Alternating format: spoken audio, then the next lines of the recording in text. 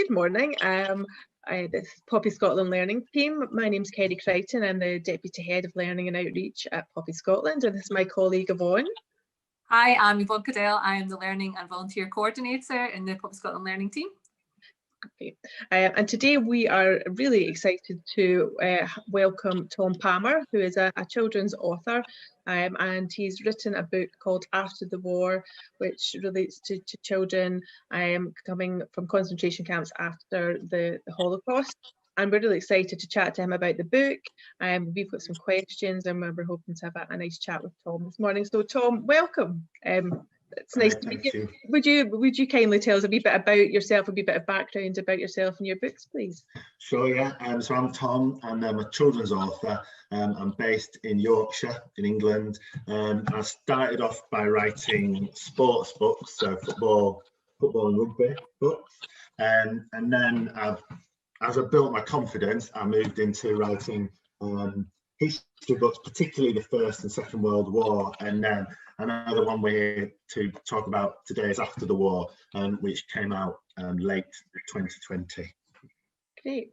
So yes, a lot of the stories in your books are based on real life stories from the First World War, which is Armistice Runner, Over the Line, and the Second World War, After the War, and D-Dog. So our role at Poppyscotland Learning is to keep each generation of young people learning about the importance of remembrance, veterans, the history of the poppy. So it's wonderful that you've written so many incredible stories from World War I and World War II for the kind of 9 to 14 age group. So can you tell us why you're so fascinated with World War I and World War II? I'm not completely sure, but I sort of thought of two good reasons. One is that I can't get my head around what it would be like to jump out of an aeroplane on D-Day into the dark, into France to take on the German army. I just can't imagine, with your dog, I just can't imagine what that would be like. I can't imagine what it would be like to be a footballer and give up being a footballer and then go to fight in the trenches for your country in the First World War. And I think it's partly to do with that, like, what on earth was that like? Because these characters, they're 17, 18, 19, 20. They're not like old adults. They're only just away from being children, and I can't get my head around it. So like, I think I write about it to try to actually get my head around it. I think the other thing is that when I was younger, like sort of 8, 9, 10, 11, 12, there wasn't that many television channels, but on Sunday afternoons there was always a war film, usually Second World War, and I would sit down with my granddad and we'd watch war films, and I'd talk to him about it, and that really fascinated me, and it's probably like a hangover from that as well, I think. But you never know. I think also I've read other fiction by other authors about what it's like being in all the forces, the army, the navy, and the air force. Yeah, it's a great way to keep the stories alive and people thinking about things. So I didn't know the story of the Windermere Children, despite the fact I've holidayed many times in the Lake District. A lot of Scottish families do. It's not too far away for us, so we tend to gravitate there. So I'll definitely look out for the different places the next time I'm there. So your three protagonists are fictional, but their experiences are based on the real life experiences of the Windermere Children. So can you tell everyone what? Oh, sorry, there's a question. In the foreword to After the War, Trevor Avery of the Lake District Holocaust Project, who you worked with really closely during research, and he explains that something incredible was discovered when he started researching the history of the Windermere boys. Yeah, Trevor Avery set up. Trevor Avery, the story was known by a few people, but not many. And I used to holiday in the Lake District when I was a kid, and made lots of Scottish friends there while I was doing it as well. And when I was there, I'd never heard this story, but a few people did know about it. And when Trevor Avery came across it, I think he was astonished that by Windermere, one of the beauty spots in English countryside, had become this place where 300 Holocaust survivors had come to stay. And I think he was shocked by that. He wasn't actually researching that. He was researching the fact that that at Calgarth Estate, where the children came to stay, they built and tested the Sunderland aeroplanes, short Sunderland aeroplanes, which were the flying bombers, and he was researching that, and the place, the Calgarth Estate, where the children came to live, was where the engineers and the builders of the airplanes lived when they were building them, and then they'd all gone because the war was over. Okay. And someone said to him something like, you know about the Jewish children who came from the concentration camps, and he was like, what? And he didn't. And then he looked into the story, and gradually he sought them out and spoke to them, and a lot of them told their story, not having told their story before. And Trevor kind of curated all these stories from the survivors who were still with us, and he's built the website ldhp.org.uk, and there's an exhibition in Windermere Library in the town, and also he's been behind the research that led to the film that came out and my book, and he's kind of been a conduit to tell the story. But he's not, I suppose he's not just telling it to tell an astonishing story, but he's telling it. His ultimate aim is to combat contemporary intolerance and racism. That's why he's doing it, as well as telling a story from the past. Absolutely, and I think in Scotland, a lot of the children were Polish in the book, and I think that particularly for our Scottish schools, who we have a lot of Polish refugees being housed in Scotland and cared for in our schools. So I think schools would really enjoy looking at it from that angle. So we'd be definitely encourage our schools to try out the book if they haven't already read that. There was real power in the description of the countryside and the warmth from all the people who looked after the children, and that was really in stark contrast to almost the reveal in every chapter of shocking, violent events in their past. It really was a real contrast. How did you go about getting your head around describing these terrible experiences in a sensitive way, but not shying away from the fact these were real lived experiences of young people? It was hard. I suppose, like, I did a lot of reading. I did a massive amount of research because I knew I had to get it right. And so I read books like Martin Gilbert, like a well-known historian, particularly of the Second World War, wrote a book about the boys. So 300 of the Jewish community in World Jewish Relief sought out were given permission to find 1,000 child Holocaust survivors, orphans, to bring them to the UK to look after them and to hopefully give them a chance in life. And they could only find 732. 300 went to Windermere, but like that amount or more went to Southampton. Some went to Glasgow, and there was a lot. There was a lot of them, but so I read that book. Then I read like some of the Ben Health. Ben was one of the survivors. I read their books, and I did loads of research, and so I'd keep a notebook like this and just write down everything that I found out. And but I mean, the main thing was, if you listen on the Lake District Holocaust Project website, you can hear the boys in their own words, and girls telling their stories. And I picked like I wrote down hundreds of possible scenes, and I picked about 30 that I thought were appropriate, and went with them, really, with the guidance. Really, I'm no Holocaust expert, but I had Trevor Avery, who you've mentioned already, and he guided me. He was telling me, because there's a way of telling the story of the Holocaust. Like some films and children's books invent things that happen in the Holocaust which didn't happen, which twists people's idea of what happened and isn't ideal. So Trevor, with me, it was very important that everything I wrote happened and was documented from an interview with one of the survivors. So I just used all that and then worked with Trevor to decide what was the best stuff to put in and what was the best stuff to leave out. And then we went and worked with a school local to Windermere to make sure the children were happy with it as well. Okay. Yeah. And I think I'd read at some places I don't know where I'd read that you but in the writing process you find yourself being quite moody and down and up and down. You were giving thanks to your wife for putting up with that. How do you decompress and manage that raw anger that it must bring out in you? How do you deal with that? I started off thinking, why am I getting upset? I'm just reading about it. These people went through it, and I started thinking, well, I don't deserve to feel upset. Do you know what I mean?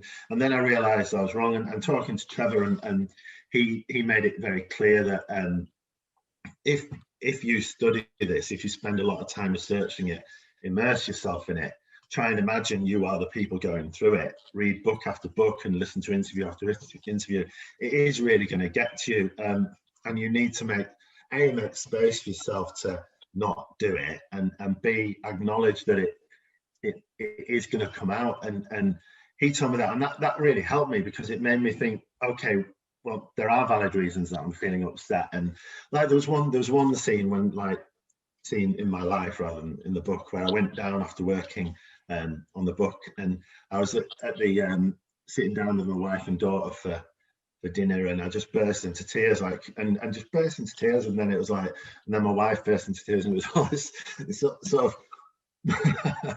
madness, but it was just like the pressure of it. And I think how did I deal with it? I mean, one of them is by bursting into tears, because that certainly helps. Yeah.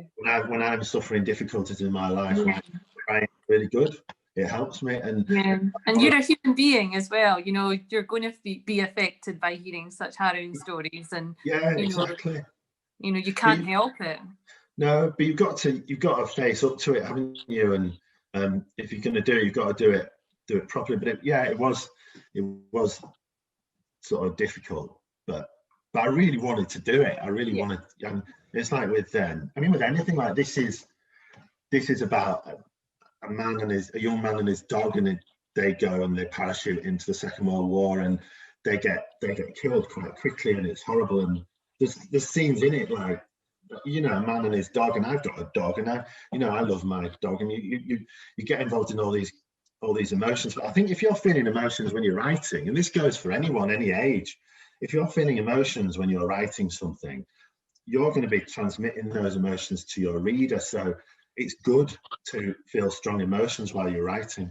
Yeah, and it does evoke that. And I think for schools, it's a good way to address some health and well-being, that people that they'll go through terrible things, hopefully not as quite as terrible as those experiences, but they're certainly, it's part of life, and it's always good in schools to be able to to look at books and do that.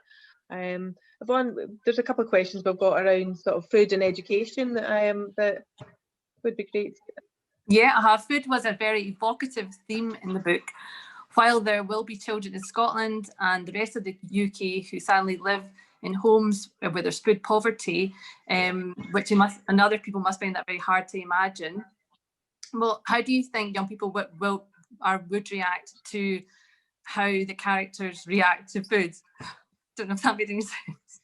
I think for most, there's a main scene in the book where they arrive in the Lake District they arrive at Carlisle Airport, right on the border with Scotland almost, and then they go to Windermere, and they wake up in the morning, and they're immediately thinking food, because they've been starved. Like the Germans actually had them on starvation diets, so they were going to eventually starve to death. They'd had barely anything to eat properly for years, and they'd been promised food in the morning, and they sat down at these tables and they were given bread, and they all say it, like you can read it in each of their books. They all say it.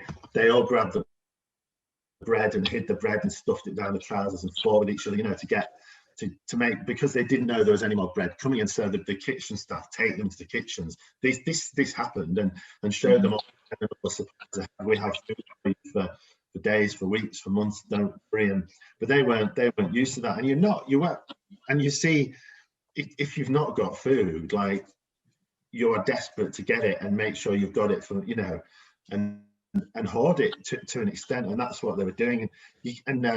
I've never been in that situation, but it's I relied very much on their memories, but it's very difficult, and yeah, I mean, there are situations happening now where we need to make sure that people get sufficient food, definitely.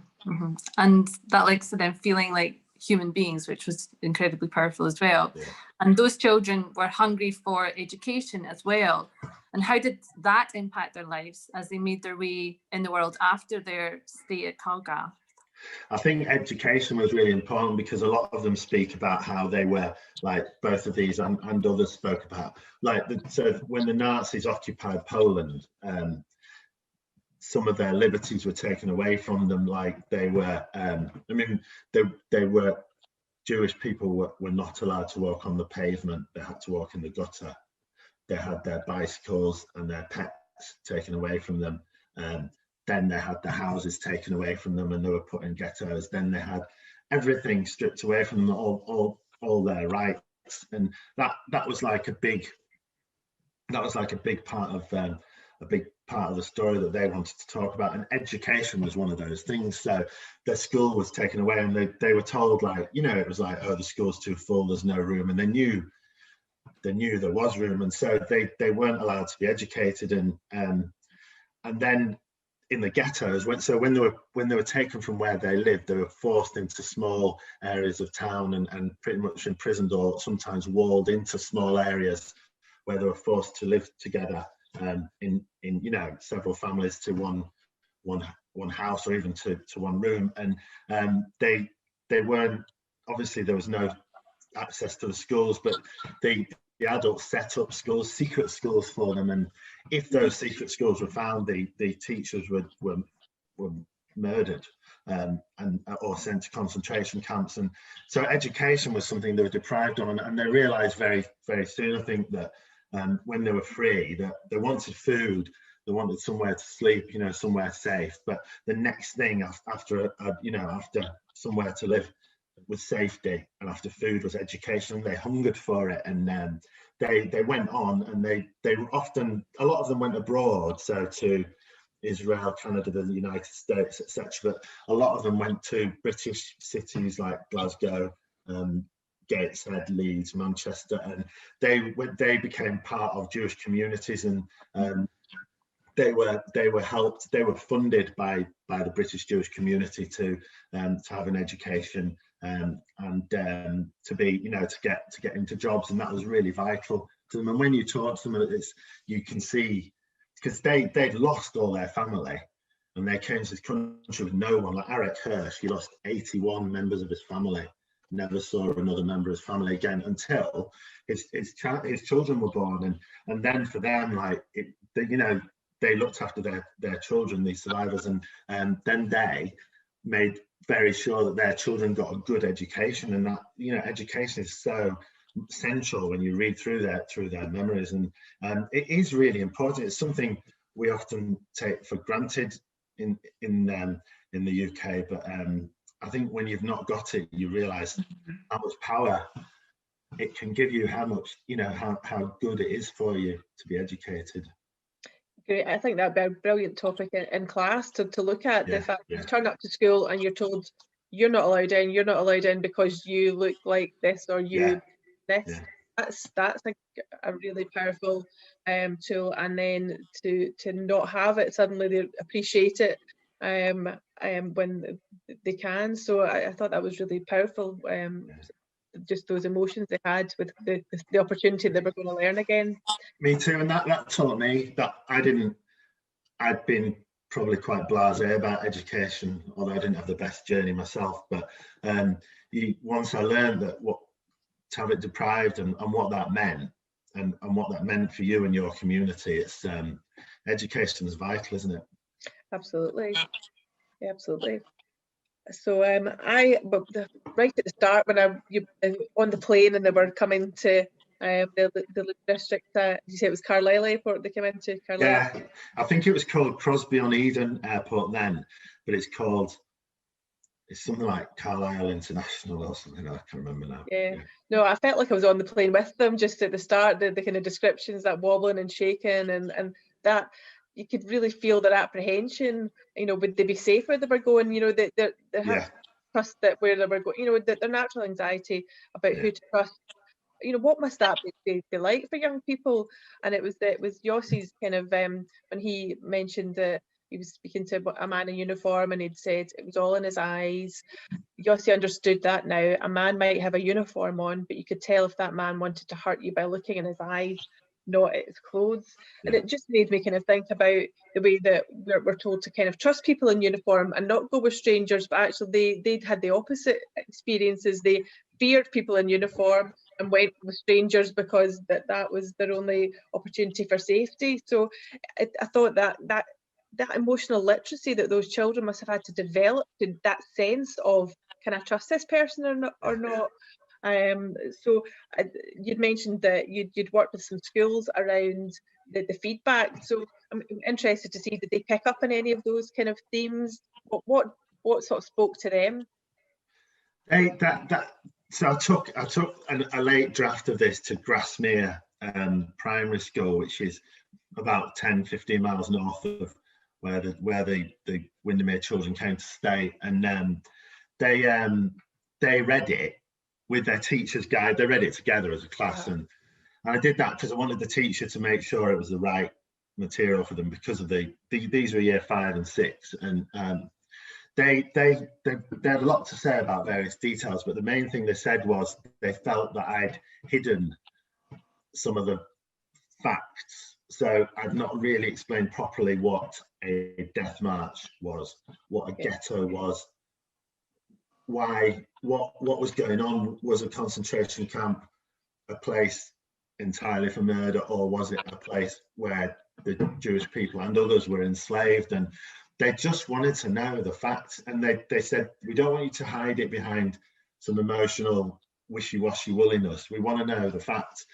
Obviously they didn't want to be traumatized, so we had to measure how we told them about that, but they demanded to know what had happened and why. And that's why the book is quite open about the different stages of what happened to the Jewish people during the Holocaust, and goes quite, it's not pleasant to read about, it's not pleasant to know about, but they wanted to know about it because they've seen things, they have idea, like, so they might have read another book where they've seen scenes of the Jewish children and what's happening to Jewish children in concentration camps, and that might be their idea of what happened to Jewish children in concentration camps, which there's a lot of really good books about the Holocaust for children, but there are some that just change it and twist it, that makes it absurd, and a lot of children have those sorts of ideas, and they were quite shocked that this is what happened to children. Basically, if they were under 11, they were dead, they were murdered because they weren't fit for work, and that was it. They didn't sit around on the edge of the camp, and so it was quite important. The children wanted to know the truth, and that was my duty, as much as representing what Eric and Ben Halfgott say in their books and what they've told me. It was also important to deliver what the children had asked for, which was the truth, and not not manipulate the story for extra dramatic twists, but actually just to tell the truth. And it's not a plot-driven novel. It's not one of those novels where you know there's surprises and secrets and sudden twists and turns, because it's a fact. It's facts about what happened. You don't need to use the tricks of storytelling and narrative to tell this story, because it just does not need embellishing in any way. And so meeting those children really taught me that, and I think it's really important to me to spend a lot of time with the people you're writing about and the people that you're writing for. Yeah, no, it definitely had that sense of, it didn't feel manipulative, but that's really interesting that the children want to know the truth, and I think it's our duty to tell them that in as safe a way as possible, in a safe space as possible to do that. So no, that's really interesting. So yeah, and the way that your book is written, you do feel like you're in it with them. And my question is, empathy for people who found themselves in extraordinary situations during the wars is something many of your books help young people to develop and treasure. Young people enjoy your books and sometimes even recommend them to your teachers. I've had that experience. Why is it so important for you that young people develop, I'm calling it empathy, for people who were persecuted during the Holocaust?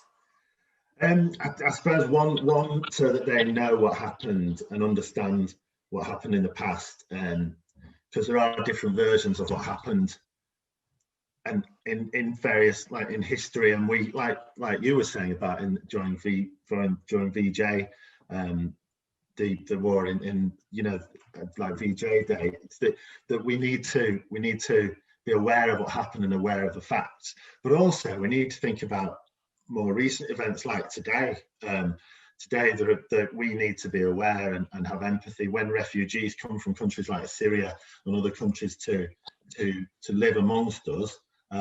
We need to be aware and sensitive to them, and we also need to be aware of developing situations abroad. Like there's things happening in China at the moment with the Uyghur people, which are really, really disturbing. And I know it's got up to a high government level now, and it's been talked about in the House of Commons this week, and it's been talked about in London, and it's been talked about in with the American election as well. What's happening in China, and we need to be aware of what happened in the past so we can see what's happening now and do something about it, because we can do something about it. I've written to my MP about it.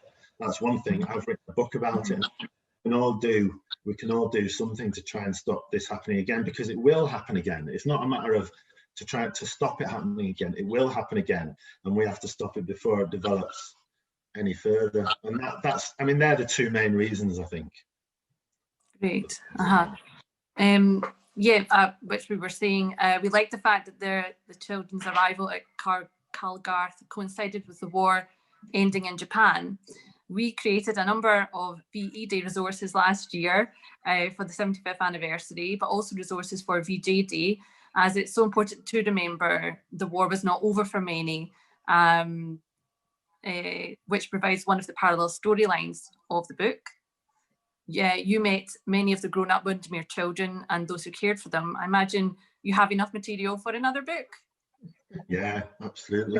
Yeah, the one thing I like to do is what happened next, because they went into Jewish communities in cities around the UK, and I know I've heard stories about how they went to London, and some of them faced a lot of hostility, because there was still, across Europe, there was still a lot of anti-Semitism, and they'd been like for instance, some of them tried to go back to their hometowns in Poland and got a very hostile reception, and anti-Semitism was a problem in parts of the UK as well. There was and some of them actually faced that in this country, and that would be a good thing to write a book about, because it's not just Nazi Germany that was anti-Semitic. It was loads of other countries in Europe, and there is still anti-Semitism now, which needs combating. And I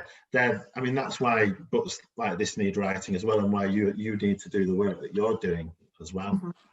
Yeah. Oh, definitely. I thought there were some lovely themes in the book. There was the aeroplanes and descriptions of birds, flight and freedom. I thought they worked really well with the backdrop of the Lake District. Did the landscape of the Lake District inspire that kind of theme of flight, or was that always part of the storyline? It was kind of an accident. It's just sort of happened. I sort of started on a plane, and then there was a plane to end with, because they built the planes on Windermere, and then there was birds, and I'll be honest, it wasn't premeditated. And often when you write a book, it seems really clever that you draw all these themes together, but it's just chance. And in this case, it was chance. Yeah, it's just lovely. It just drew it all together. It's true. It does, but and like, I suppose, like when you're in the Lake District, you watch birds. I've seen all sorts of bird life in the Lake District. And I've seen fighter jets like screaming down valleys as well, and all those. I suppose like I've been in the Lake District a lot, and I suppose all those things to come together. But to be honest, like you're right, you get all your material, and suddenly things match together. It's like a game. It's like a game of Snap, and it's not so much premeditated, but you just pick the best tropes or whatever you call them. Yeah, it's a nice happenstance then that it worked that way, because I think it really adds that kind of nice feel to it, so it balances it out. I like doing the ending as an aeroplane, because the problem with the ending is you kind of go through it thinking, will Yossi's dad turn up? Will Yossi's dad turn up as a possible ending? And it would have been a lie to say that he did, because he didn't, and very few of them ever saw family members again, and you needed sort of hope. So I brought back someone from one of the local families from the war in the Far East, and but also I thought if we have the plane taking off at the end off the water, like I watched videos of, like, if you watch a short Sunderland aeroplane, which is lands and takes off the water, it takes off, but there's like these, you can see between the plane and the surface of the water, you can see gravity and the water and forces at work and trying to drag the plane back down, and you can watch it, and it's a perfect metaphor for like what the engine and the design of the plane is doing to take the plane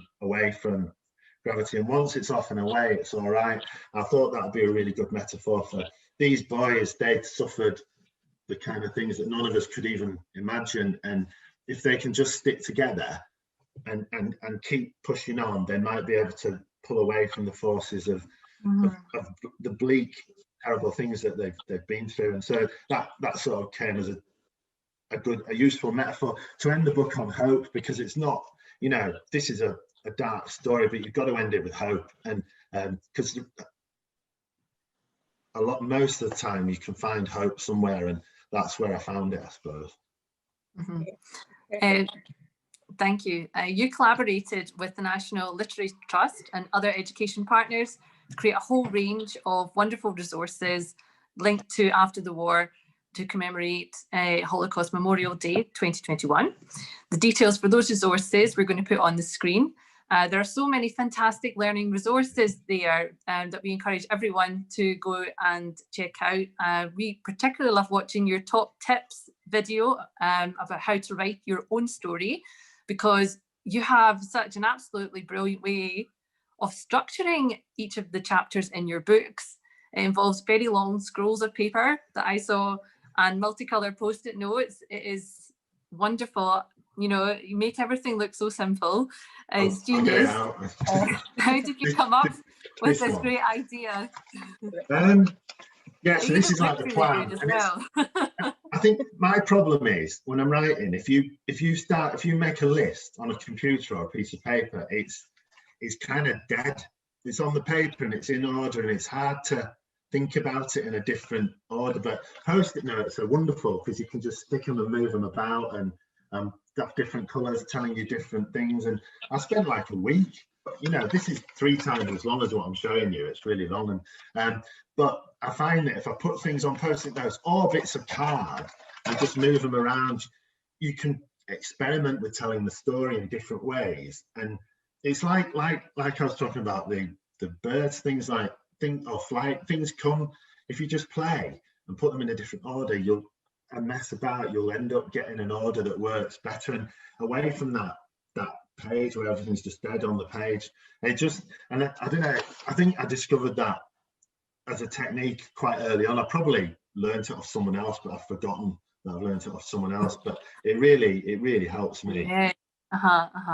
Yeah.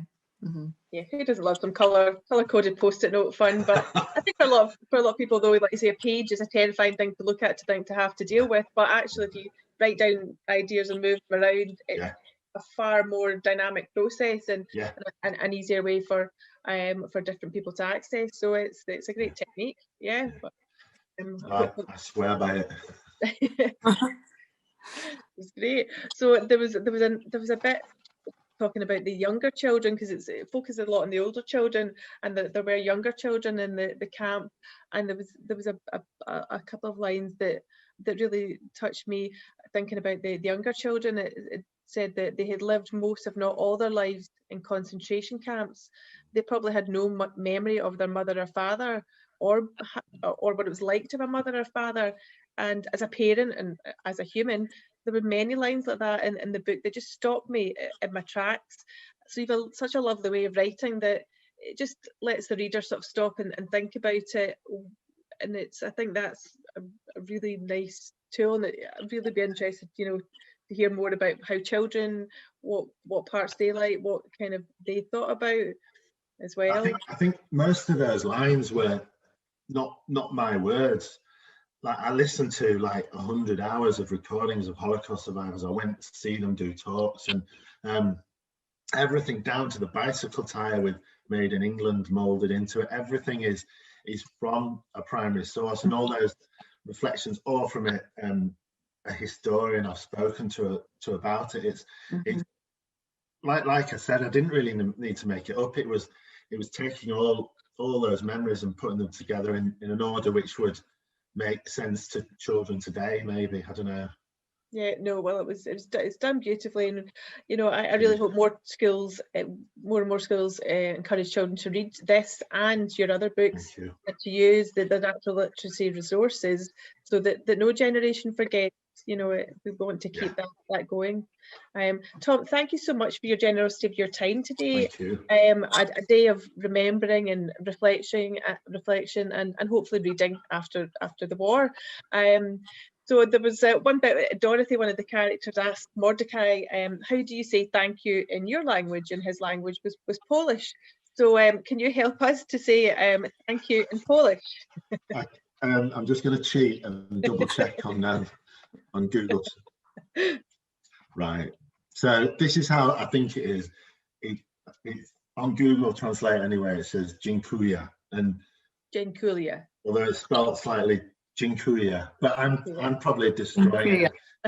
It's such a different language, Polish to English, and the sounds and that. But I did check that with I've got friends and people I know who helped me to make sure I spelt it right at least. But I'm sure I've pronounced it right. Brilliant. Well, Dziękuję, anyway. Dziękuję, Tom Palmer, and thank you for your time today, and we hope we can chat again with you about some of your other books at some point. That'd be great, and keep up the good work. Thank you. Great, thanks very much. Thank you.